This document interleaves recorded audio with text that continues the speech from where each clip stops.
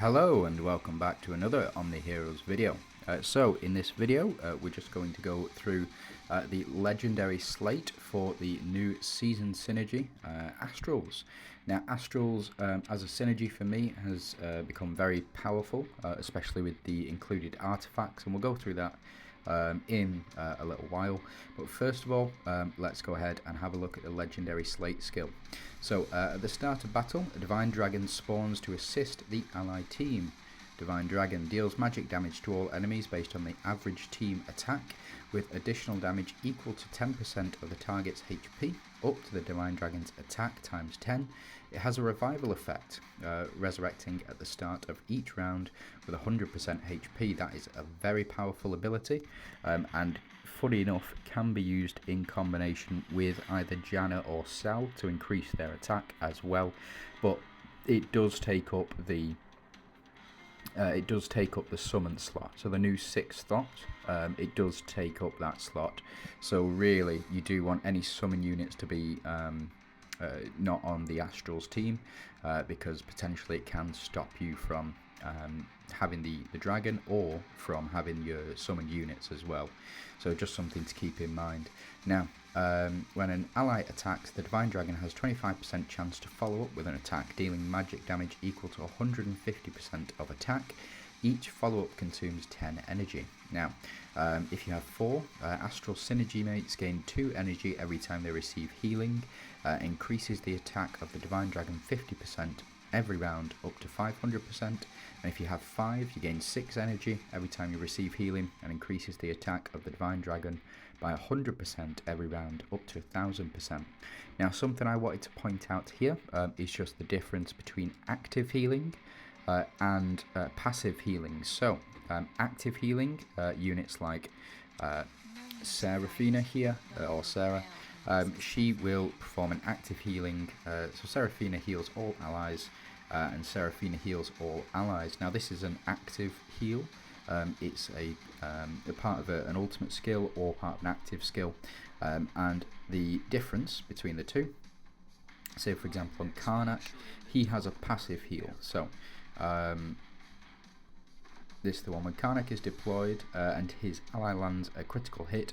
There's a 100% chance to heal the entire team, providing healing equal to his attack, 50% plus 3% of the target's max HP. Every 1% increase in Karnak's crit rate additionally increases his attack by 1%. So the first couple of lines that we're interested in, this is a passive heal, so he doesn't actively go out and heal them. It is effectively the ally healing themselves whenever they attack. So this also counts towards it. There are certain characters like Sal, for example, who when healing is received, they'll convert that into, or convert 10% or 15 or 20%, depending on your rune level for him, into his attack. But that doesn't trigger when with Karnak. So when Sal does a crit and he heals, it doesn't trigger his attack increase, and it doesn't trigger his attack stacking and damage stacking effects. That can only be triggered through active healing, like Seraphina, like Persephone. Units like that will trigger Sal, whereas Karnak will not. So just something to keep in mind as well. You can't really use Karnak in combination with Sal. And good job as well, because he's on the opposing, well, I say opposing, the other synergy, the Elysians. So we do have a number of very good units scattered throughout the Astral Synergy.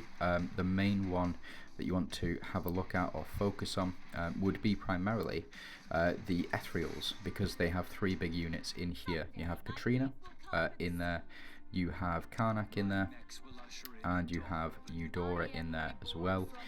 There are others, so you can build 4 Astral Team Avengers, so you can go well, tell you what, let's jump into some gameplay here, and I understand this is an Elysians setup, so it might not be best suited for it, but I'll just use it as an example for now.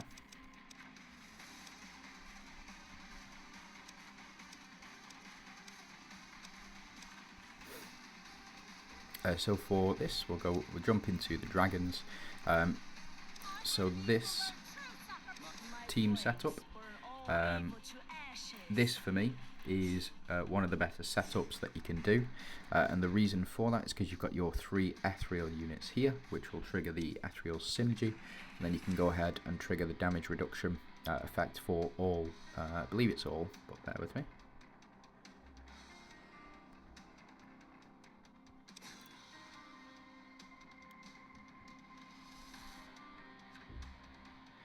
There we go.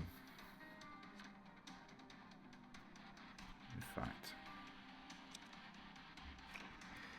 there we go. So at the start of battle, ethereal synergy mates will obtain HP bond buff and increases damage reduction by 10%. So all of your ethereals will gain that damage reduction, which is a very powerful ability if you have the 3 artifacts in there for them. But this is the team setup that I've gone for. It depends on how much you struggle with this, but you can add in Elmer and Atrops here, like this. Keep the back row all ethereals, and you keep Atrops in the front here with Elmer to pair alongside for that Valiantus, well, for the Dawnbringers synergy, for the Valiantus synergy, and as well, that's one of them. The other team setup that you can run is potentially Gloria, Seraphina, or take out Gloria and add in Catherine as well, something along these lines. It's less defensive, so you would need to change this up, something like this potentially, but you would gain that healing as well, the active heal with Karnak. So it's many different ways to build this team. There is, like I was mentioning before, if we have a look at the Ethereals, not Ethereals, but Avengers, there are 4 Avengers who work relatively well together.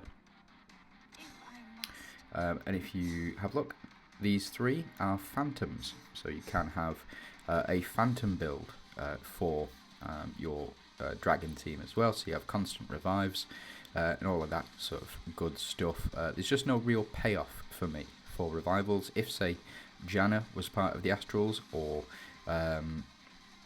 Celine was part of the Astrals, then I would consider it. You can also add in, where's she gone?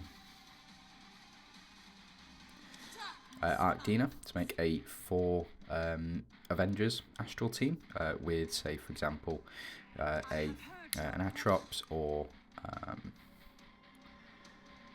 potentially Ophelia, maybe Mulan to do a bit more damage. It is a viable option. There is also the Monarch option as well, so you would go Panda, Talanas, Macaria. There's your 3 Monarchs with the Astral synergy. You also can add in, there you go. You can potentially add those 2 in, but in order to make it sort of a Glorians Monarch team, you can add in your Seraphina, you can also add in your Gloria as well. So you do have the 4 Monarchs here, or sorry, the 3 Monarchs, and then you have your Seraphina and Gloria as a strikers build in order to increase their own attack, so you get a little bit more of a damage output. You can also build it in this way as well, so you could have Marlena, Macaria, Atrops, and Elmer here, and that way you can have your 4 Valiantas, and then, say, add in Eudora, and you get the Astrals build as well. This should be 5 up here, but I haven't unlocked Marlena for the Astrals build. It is what it is. I'm not going to, I don't think, not for her. Potentially towards the end of the season if I do need her. But for me, the most consistent build I've found is having Katrina and Karnak on here as well. You want Atrops in the front if you have her runes, and her runes will give her the defensive buff, as well as having Elmer here to provide in combination with the shield. So having shield here with Elmer, we'll effectively make this team invincible, or at least the back three invincible, and Atrop's there to provide you damage support. So this is the team that I'm going to go with because it's the most consistent team that I've found. We will be using Shield, and what we'll do as well is we'll be adding the Divine Dragon's attack boost is applied to all allies every round. This is a must, and it's a really powerful effect. Just something to keep in mind. And then there is this as well. So Divine Dragon gains 50% stack after each attack, up to 10 stacks, so he gets 500 additional percent. In combination with this, Divine Dragon's attack boost effect is applied to all allies every round. Now don't get it twisted, these two cannot be used in combination. So the flute or the scroll, whatever it is, and the orb here cannot be used in combination. They're two separate procs, and so don't work in combination with each other. So instead, what we're going to do, we've got Shield, we're going to pop in where have you gone? And there you are. The Ethereal's Relic. Allies launch one additional strike when dealing crit, because we're going to be doing a lot of crits. We're also going to increase our, so we've got 18 out of 26. I think we can go for this one, increase crit rate. We also want to increase damage. We want attack, and then we've got 4 more. So we can add in, I was thinking about speed, just to get things off the ground, and then we'll add in increase attack and increase speed as well. What you can do, if you want to risk it, you can take this out. You can go ahead and pop either this one or the axe in, or you can pop the spear in. But you can also pop this one in, so you would gain an additional ult when you are ulting, so it gives Eudora the chance to ultimate 5 times, just something to keep in mind. But we're going to deploy this one for now. We'll go ahead, click save, we'll go to our relics. Now you can do something like this, where are you? Here, and then add in either the whip to increase your attack, or for the heal effects. I think the heal effects personally are much better, just because it works in combination with your Astral Synergy as well. So bear with me. Sorry about that, just had to clear some stuff up at home. But let's jump into the battle and just see how things go and see what the team looks like when using it. So again, the whole idea of this is just to keep all of your units alive, just using the shield, and to increase the dragon's attack. So as you can see, we do gain 100 energy every time we do heal, which is a very powerful effect. Oh, sorry, we gain relic energy equal to every time we heal, and it'll cost the dragon 50 of this relic energy to do a follow-up attack as well. So we do gain the heals, we gain our shield, and then Eudora here to do some reasonable damage to these units, nowhere near as much damage as Hell. And we do get the increased attack from Spear, as well as the shielding and damage reduction.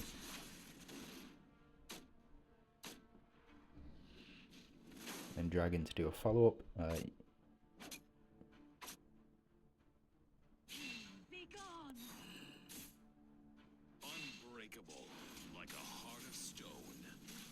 Now you can occasionally get Atrops to double ult if she crits on her heals, so just something to keep in mind.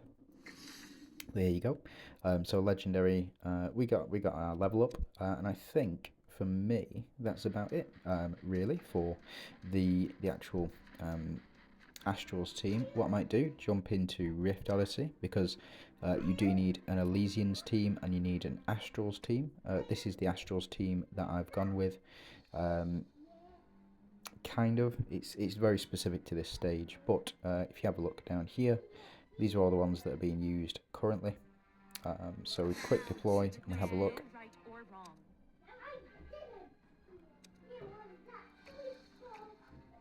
There we go. It's weird, why is our Oh, it's because these are Elysians, I believe.